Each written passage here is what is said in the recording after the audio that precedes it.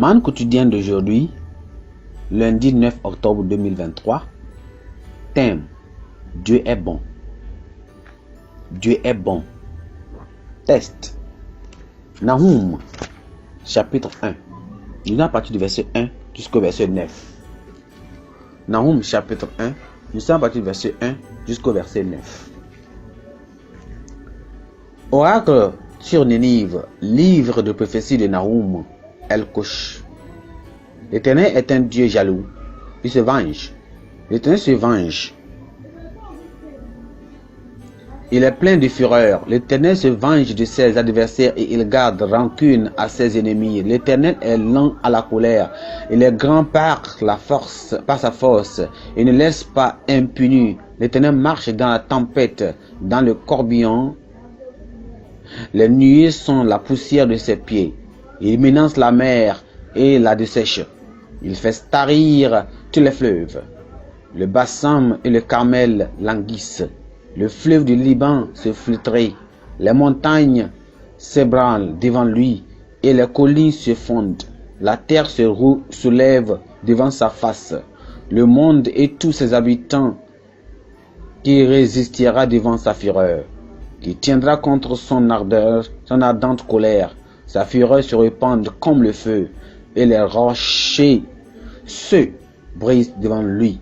L'Éternel est bon. Il est un refuge au jour de la détresse. Il connaît ceux qui se confient en lui. Mais avec des flots qui débordent, il détruira la ville. Et il poursuivra les ennemis justes dans les ténèbres. Que méditez-vous contre l'Éternel? C'est lui qui détruit. La détresse ne paraîtra pas deux fois. Amen. Le verset clé, c'est le verset 8 et 7. L'Éternel est bon, il est un refuge au jour de la détresse. Il connaît ceux qui se confient en lui, mais avec des flots qui débordent, il détruira la ville. Il poursuivra ses ennemis jusque dans les ténèbres. Amen. Donne-moi offrir un monde entier, un cantique de tout le temps. Dieu est bon en tout temps. Avant Donne-moi, Nahum avait dit que Dieu est bon. En particulier, pendant les temps de difficulté, il faut avoir la foi pour comprendre la vérité. Nahum fut l'un des prophètes mineurs de la Bible dont le message était centré sur l'avertissement et la chute imminente de Ninive. Il commence sa prophétie par le caractère de Dieu qui apporte le jugement. Il le présente dès le début comme un Dieu jaloux. Sa jalousie, c'est pour notre bien, afin de nous préserver du mal. Ainsi, il se vengera de ses ennemis.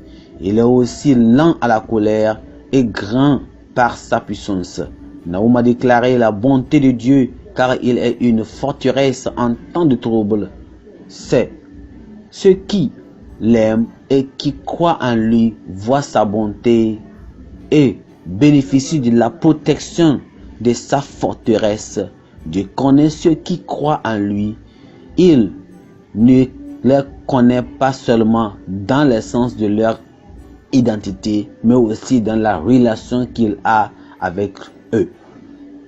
Quoique nous vivions dans un monde qui cherche à minimiser Dieu et sa parole, en tant que croyants, nous devons savoir qu'il a un bon plan pour ses enfants.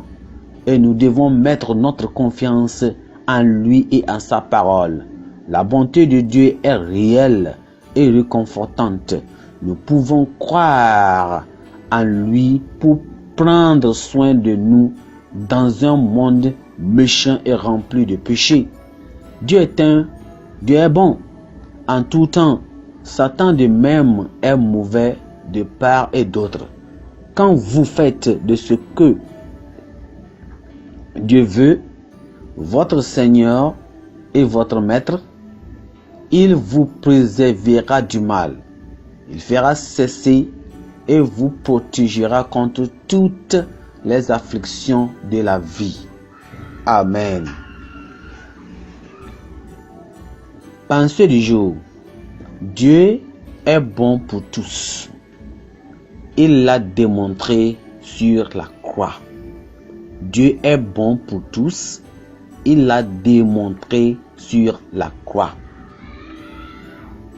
La Bible en un nom. Luc chapitre 17 jusqu'au chapitre 19. Luc chapitre 7 jusqu'au chapitre 19.